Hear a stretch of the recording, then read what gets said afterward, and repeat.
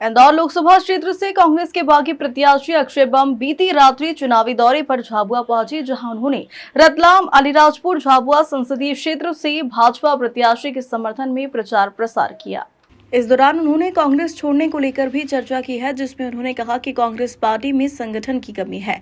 मैं खुलकर काम नहीं कर पा रहा था। साथ ही कांग्रेस पार्टी का मैनिफेस्टो इंदौर की आम जनता तक पहुंचाने का काम नहीं कर पा रहा था।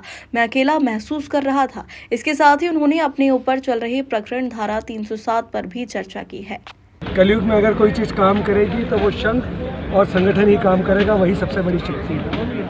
कांग्रेस आरोप लगा रही है कि आपने बड़े वादे किए थे कांग्रेस की पार्टी पर, अचानक नॉमिनेशन वापस ले लिया। सीधी सी बात है, जब आप ज़मीन पर जाते हैं, आम जनता से मिलते हैं, लोगों से मिलते हैं, उनकी मानसिकता को समझते हैं, उनके मर्म को समझते हैं, उनके दर्द को समझते हैं, तो उसके लिए जो सबसे अच्छा रास्ता होता है उनके दुखों का निराकरण करने का, उस रास्ते पर चल पड़ा।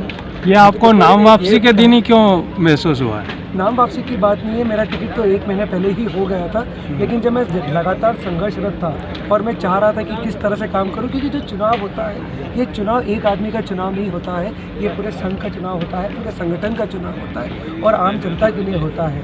और उसी के देखते हुए और जो गतिविधियाँ चल रही थी, तो मुझे यह निर्णय लेना। इतने वर्षों तक संघ को गरियाने के बाद एक दिन में आपको ब्रह्मज्ञान कैसे हो गया कि संघ की शक्ति कलयुग है?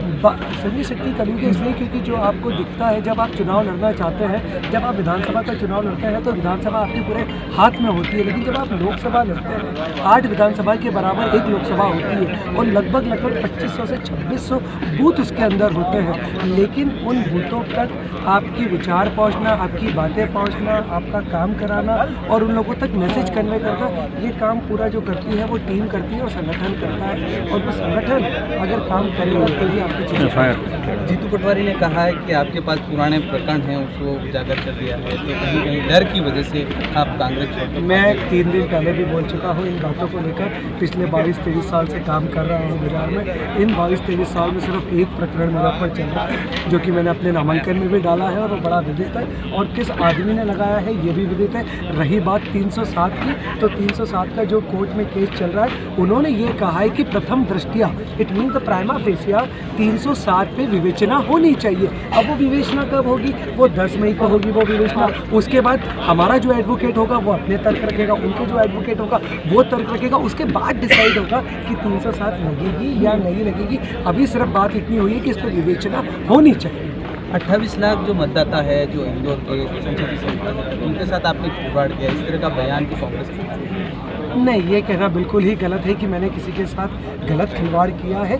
अगर आज इंदौर की 26.5 लाख की जनसंख्या है, आप उन तक उनका दर्द दूर करने के आप उनके पास जाते हैं। एक जो आदमी समाज सेवा करता है, राजनेता होता है, उसका काम होता है लोगों के लिए काम करना, हर वर्ग के लिए काम करना और हर वर्ग के दुख को दूर करना। लेकिन क्या आप उनके उस दर्द को और दुख को दूर कर पा रहे हो या कर पाओगे? ये बहुत महत्वपूर्ण सवाल है। दूसरा, आज देश किस दिशा में जा रहा है?